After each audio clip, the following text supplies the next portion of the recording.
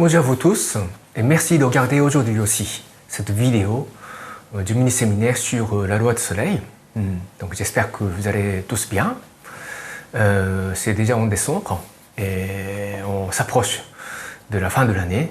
J'espère que cette année 2021 aura été fructueuse, remplie de nouvelles découvertes, de nouveaux apprentissages et de plein de graines du bonheur dans la vie de chacun de vous qui regardez cette vidéo. Comme je l'ai dit quelques fois dans mes interventions, que pour l'année 2022, un livre très important pour le monde sera publié de la part de Maître Ryuho Okawa. Ce livre sera intitulé « La loi du Messie ». Le Messie, la voix du Messie se retentira depuis le Japon à travers les 4 coins du globe. Parce que c'est nécessaire. On prévoit déjà que le chaos et les conflits vont s'aggraver dans différents coins du monde. Je pense que c'est inévitable. La force des ténèbres est très puissante en ce moment et la force des lumières, manque de préparation. Donc le monde aura besoin tout simplement de la voix du Messie dans différents pays du monde, je crois. Je suis profondément convaincu. Pour comprendre le message du Messie, il est primordial de comprendre, d'avoir des connaissances minimum sur la loi du soleil. Et c'est la raison pour laquelle je me consacre aussi intensément à expliquer le contenu de la loi du soleil en ce moment. La loi du Messie sera publiée en français vers fin février, en France d'abord, et sans doute dans d'autres pays francophones, sans tarder. Et vous aurez l'occasion de découvrir le message du Messie. Et c'est la mission de chacun d'entre nous de partager sa voix, avec nos propres mots. Parce qu'il n'est pas suffisant de distribuer le livre. Ce qui est important, c'est qu'il y ait de plus en plus de gens qui comprennent l'essence du message du Messie, qui représente le Dieu de la terre. Donc, avec ça en tête, nous allons continuer la lecture de la loi du soleil. Donc, on est toujours sur le chapitre 4, l'éveil suprême, et nous allons étudier la section 5, Kanjizai, ou la perception sans limite. On commence à entrer dans des thèmes qui sont de plus en plus difficiles à saisir. À nous, les gens ordinaires. Parce que Maître Okawa commence à décrire le contenu de l'éveil, réservé vraiment aux résidents des mondes aux dimensions supérieures. Comme on l'a étudié déjà, le monde à cette dimension, il n'y a que 20 000 habitants, un peu moins de 20 000 habitants. Et dans le monde à 8 dimensions, les Tathagata sont à peine 500. Et les grands Tathagata du monde à 9 dimensions, il n'y en a que 10. Et on commence à décrire l'état de l'éveil que seuls eux connaissent. Mais je pense que c'est quand même important, même pour nous les gens ordinaires, d'apprendre ça. C'est une opportunité rare de pouvoir apprendre ces contenus. Et c'est comme si avoir le plan, la carte en main. Parce que nous sommes des voyageurs éternels. Dans ce voyage éternel du progrès spirituel, on voyage vers notre Créateur. Et la connaissance déjà, la connaissance de ces enseignements est notre repère que nous puissions continuer à progresser éternellement. Donc chaque fois qu'on étudie la loi du soleil, il faudra essayer de graver en nous les mots importants pour chacun d'entre nous, les phrases importantes pour chacun d'entre nous, pour que nous puissions transformer ces connaissances en sagesse un jour. Vous voyez, c'est la sagesse, c'est-à-dire le cristal des connaissances et des expériences que nous pouvons emporter dans l'au-delà.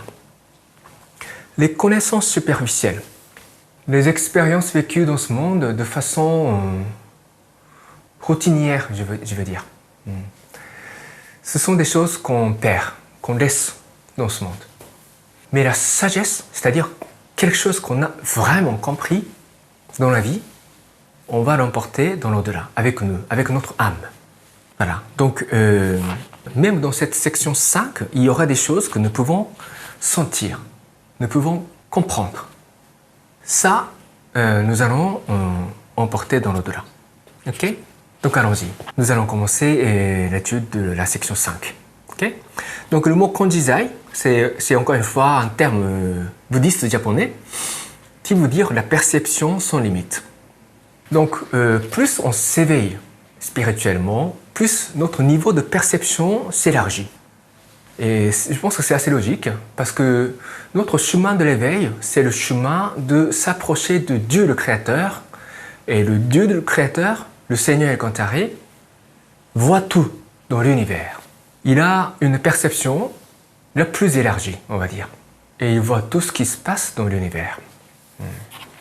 Donc plus on progresse spirituellement, plus on devient capable de voir et comprendre et saisir des choses de plus en plus larges, depuis une perspective de plus en plus élevée. Donc c'est exactement ce qui se passe quand on va dans les hauteurs d'une montagne. On voit mieux le monde, n'est-ce pas? Donc c'est toujours comme ça. Donc avoir l'éveil élevé ne signifie jamais avoir un point de vue de plus en plus rétréci et limité. On devient de plus en plus sans limite. C'est ça, l'éveil. Et l'état de Konjizai, la perception sans limite, s'obtient quand on accède au monde à 8 dimensions, le monde des Tathagata à 8 dimensions, et même un petit peu en avant, parce qu'il y a un monde qui s'appelle un monde des Bonten, qui se situerait, selon Maître Okawa, entre le monde à 7 dimensions et le monde à 8 dimensions. Donc quand on commence à accéder au monde des Bonten, entre le monde à 7 dimensions et celui à 8 dimensions, qu'on commence à développer cette capacité de Konjizai. Voilà, donc vous pouvez déjà comprendre ça. Okay? Alors je vais lire certains passages et je vais rajouter des commentaires après. Si vous croyez que les esprits de l'au-delà savent tout, vous vous trompez. L'étendue de la compréhension et du discernement varie selon le degré d'entendement et d'éveil de chaque esprit. La faculté de prémonition en est un bon exemple. Tous les esprits du monde réel, au-delà de l'espace à 4 dimensions, sont capables de prévoir ce qui se produit dans un avenir proche, ou de prédire des incidents futurs avec plus ou moins de précision. Mais la justesse de telles prédictions est souvent discutable lorsqu'elles s'appliquent à des êtres qui vivent dans le monde tridimensionnel, car il arrive que ces prévisions s'avèrent inexactes en termes de temps et de lieu. Voilà, je pense que c'est une remarque assez intéressante, parce qu'on a toujours tendance de croire que les esprits ont toujours raison. Quand on a une certaine capacité de recevoir les inspirations de la part des esprits. On a tendance de croire dans ce qu'on entend, dans des inspirations. Mais il y a des degrés d'entendement qui varient selon des esprits. On a déjà suffisamment étudié, n'est-ce pas, dans nos livres. Donc, il y a des degrés de précision dans ce qu'ils disent. Et le degré de compréhension, plus le niveau de l'éveil d'un esprit s'élève, plus il connaît la réalité du monde spirituel de manière plus large, plus globale. Mais un simple esprit, par exemple, du monde à 4 dimensions ou du monde à 5 dimensions, c'est uniquement ce qui se passe autour de lui et les principes qui règnent dans son monde, qui constituent un petit coin dans le vaste royaume du monde spirituel. Donc, c'est aussi un petit peu une mise en garde de la part de Maître Okawa. Même si on entend la voix d'un esprit, cela ne veut pas dire que c'est toujours très juste. Il y a des clairvoyants, n'est-ce pas, dans le monde. Ils ont certes une capacité de ressentir l'avenir, le destin. Parce qu'ils sont guidés par les esprits spécialisés dans le domaine de clairvoyance. Mais ils n'ont pas toujours raison. Et parce qu'il y a des différents facteurs qui entrent en jeu. Dans cette section, Maître Okawa explique qu'il y a toujours des écarts entre ce que ressentent les esprits qui vivent dans les mondes supérieurs au monde à 4 dimensions. Parce qu'ils n'ont plus le temps qu'on entend dans ce monde tridimensionnel. Dans ce monde tridimensionnel, le temps s'écoule unilatéralement du passé au présent, du présent au futur, n'est-ce pas? Ce qui n'est plus le cas dans des dimensions supérieures, dans le monde spirituel. De sorte que les esprits ont plus ou moins du mal à prédire exactement ce qui se passe dans ce monde tridimensionnel, parce que c'est très différent. Il paraît que pour les esprits, ce qui se passe dans ce monde tridimensionnel dans 100 ans, dans 200 ans, peut paraître comme si se passerait ça demain, dans une semaine. Donc tellement la notion de temps varie selon chaque esprit. C'est ça la réalité du monde spirituel. Donc ça c'est un autre enseignement à retenir dans cette section, je crois. Alors je vais lire un autre passage.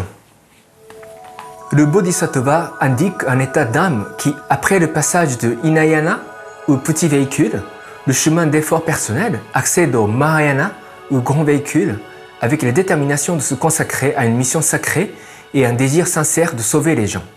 Ceci étant, même les Bodhisattvas connaissent des souffrances et des peines tout à fait humaines, rendant parfois impossible l'utilisation de leur pouvoir divin. Mais lorsqu'un Bodhisattva progresse et atteint le niveau le plus élevé du royaume des Bodhisattvas, c'est-à-dire le niveau de Bonten, Brahman, il devient capable de déployer ses pouvoirs divins indépendamment des maladies ou troubles mineurs ou des problèmes de relations humaines. L'Avalokitesvara est un état de Bonten, âme atteignant l'espace intermédiaire entre le royaume des Bodhisattvas et le royaume des Tathagata, la zone qui appartient à la fois à l'espace à 7 dimensions et à celui à 8 dimensions. Ok, donc je m'arrête là. Il y a beaucoup de choses avec des mots un peu spéciaux, donc vous n'avez pas besoin de retenir tous ces mots spéciaux. C'est pas très très important. L'important ici, c'est de comprendre que déjà le Bodhisattva, on l'a vu déjà dans la section précédente, c'est un état où on est prêt à se consacrer entièrement sa vie pour aider les autres, pour rendre service au monde.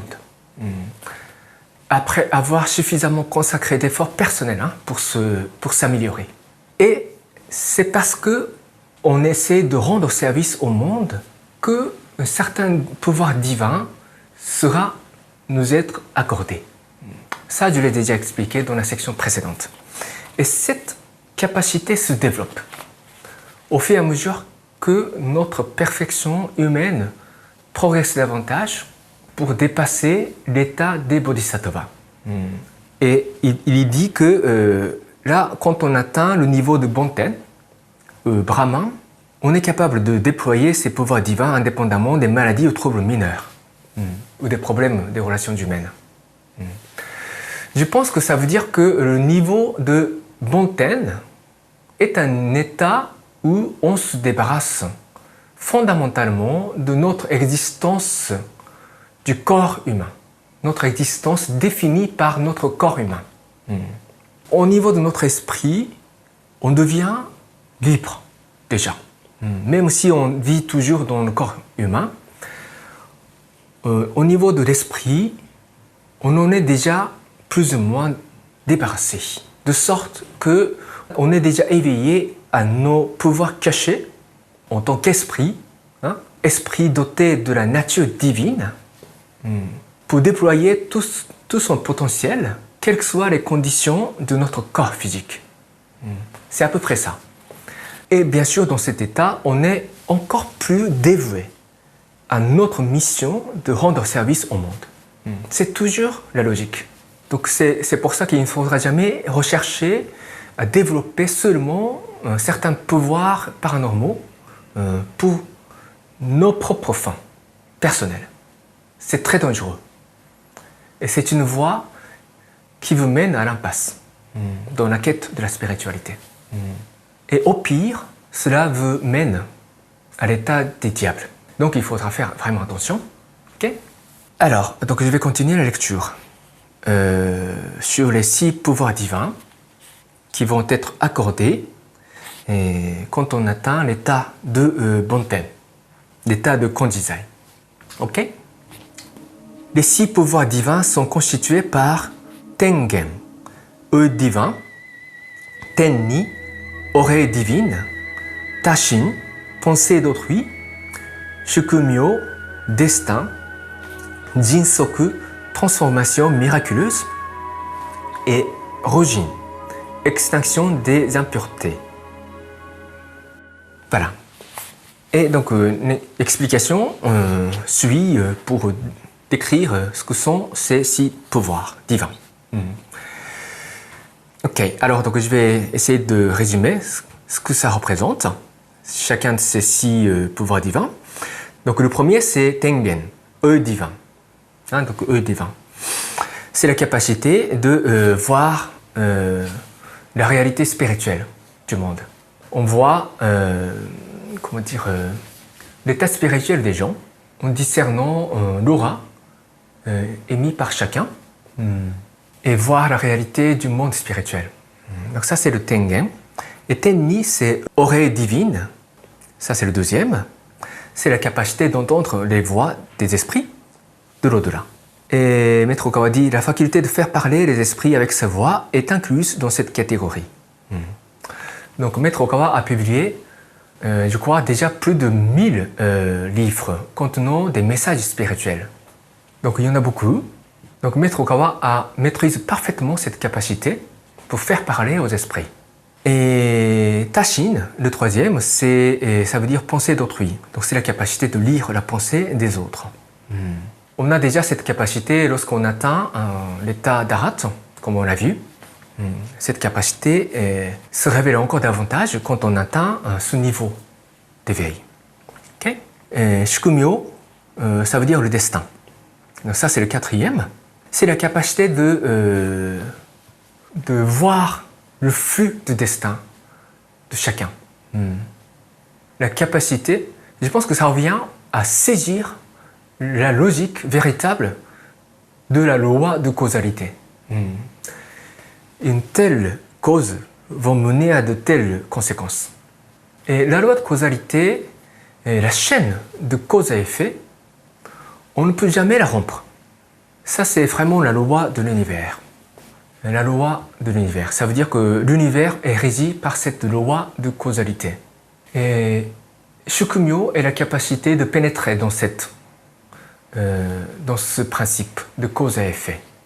Donc, lorsqu'on est face à quelqu'un, on voit son passé, vu l'état actuel de cette personne.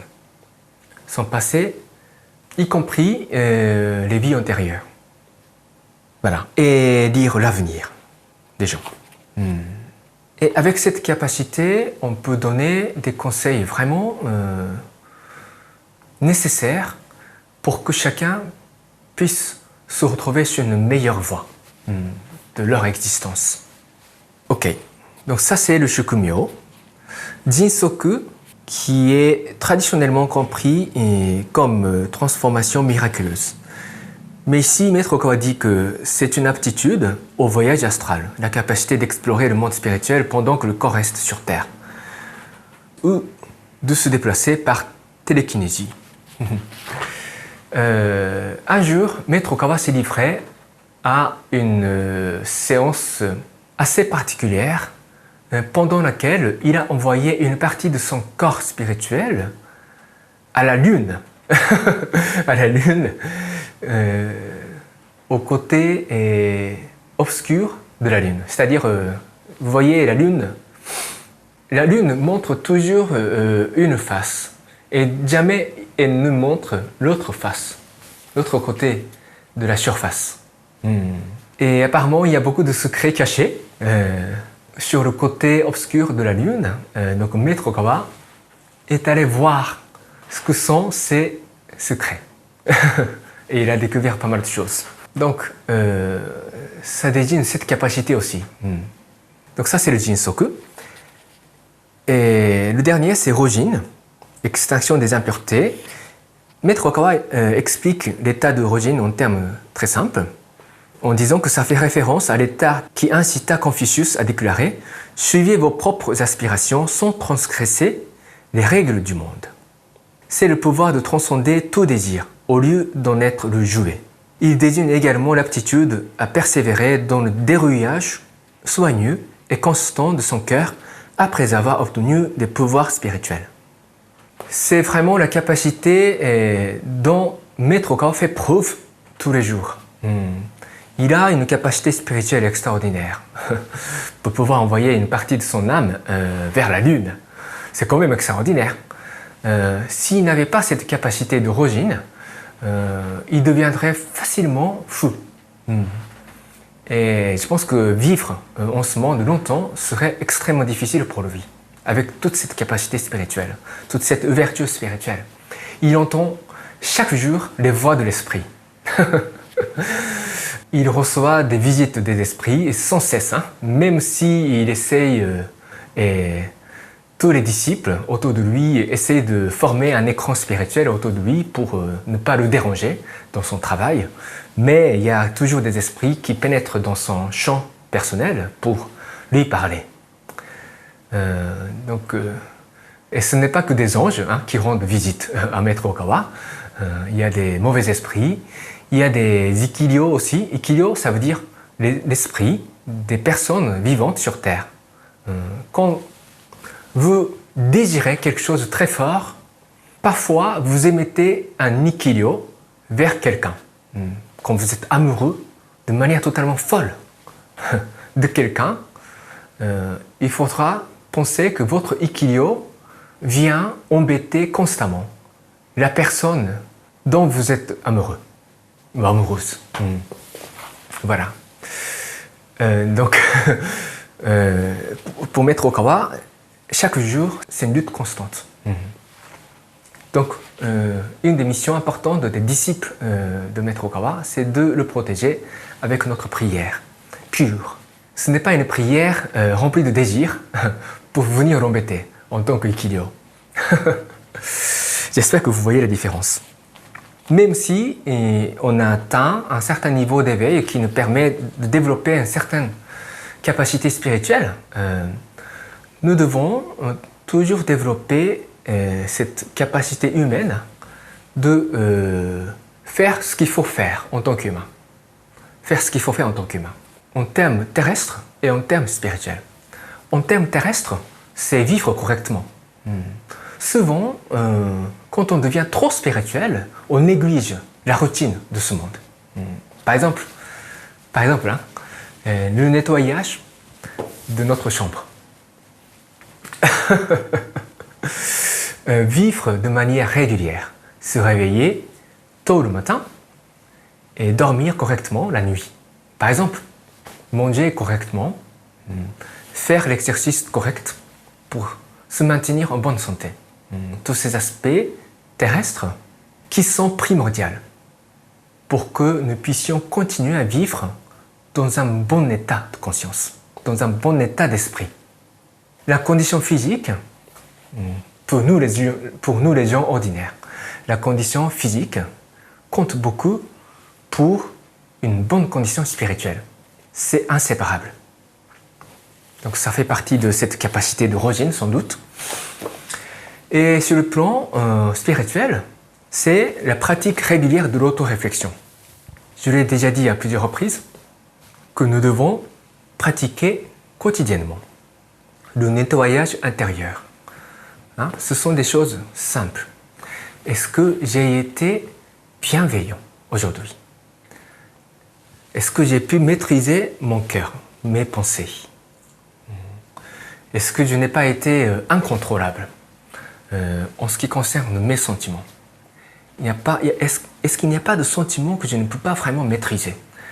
La colère, le désir, la tristesse, le chagrin, les sentiments, l'impatience.